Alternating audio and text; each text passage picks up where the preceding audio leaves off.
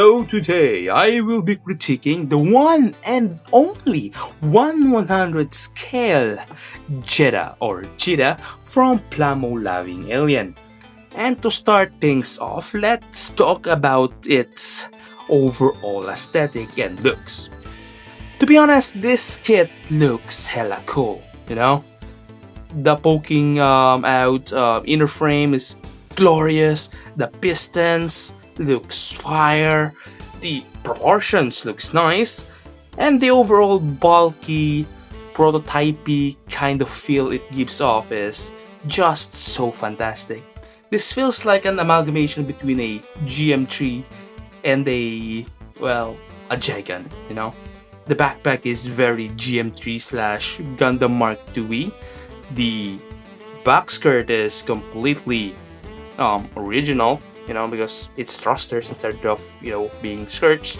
And we have a very, very Jegan layout with the grenades on the sides, the head with the antenna thingy.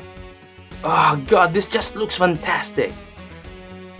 So yeah, this looks cool, we have a lot of panel lines here that needs to be filled.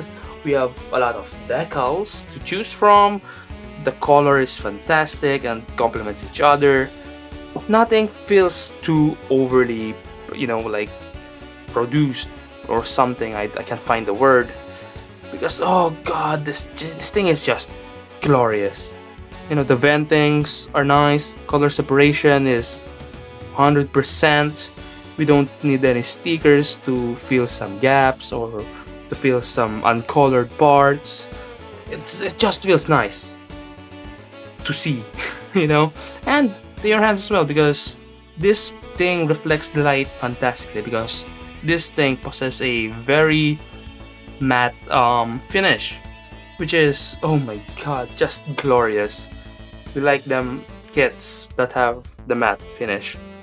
Okay, now for the building experience, well, it's typical modern MG experience, You have a detailed inner frame, then you slap the armor, and that's pretty much it.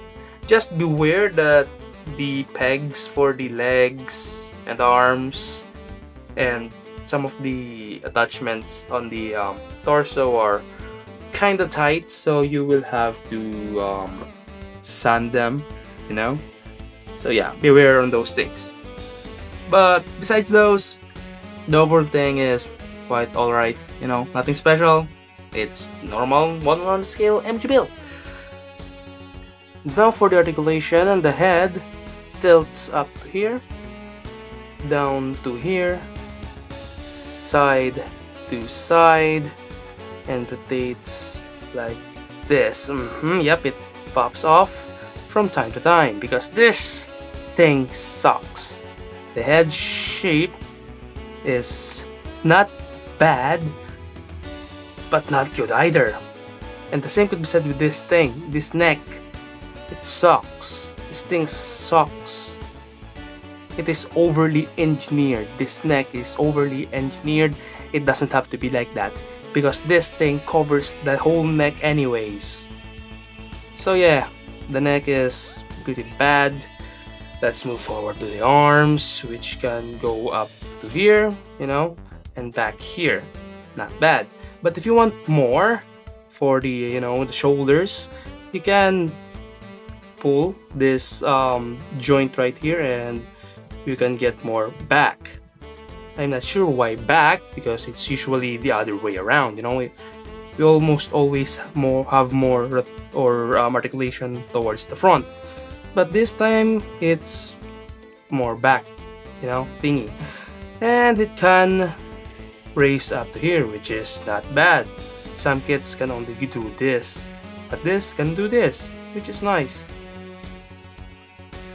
Okay, it is also double jointed, so we have a pretty nice band, and we have some pistons that works, which is pretty nice. The hand is on the ball joint, pretty typical.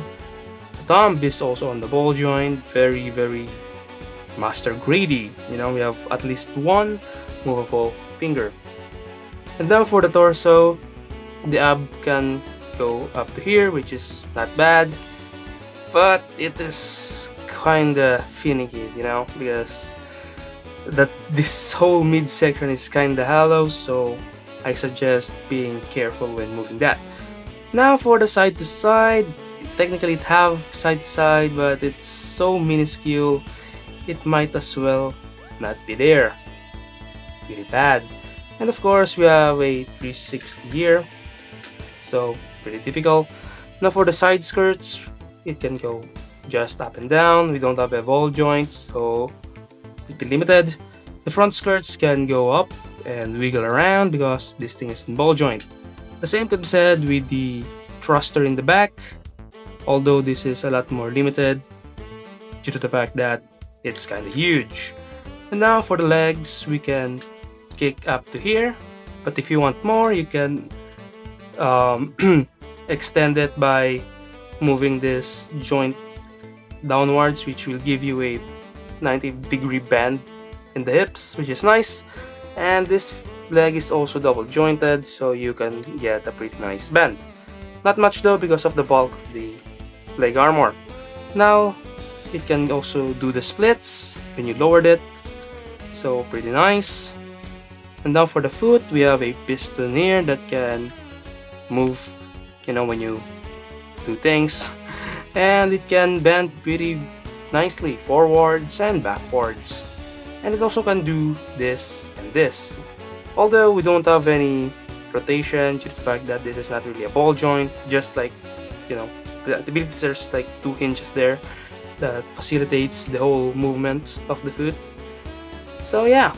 Now for the backpack, we have 2 movable binders or verniers here with the beam sabers, which is pretty nice, and every single verniers in the back is movable, which is again pretty nice. We also have this flap that comes off very easily, so be careful.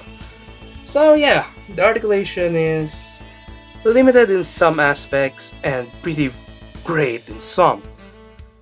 So I'll just say that it's meh at best and alright.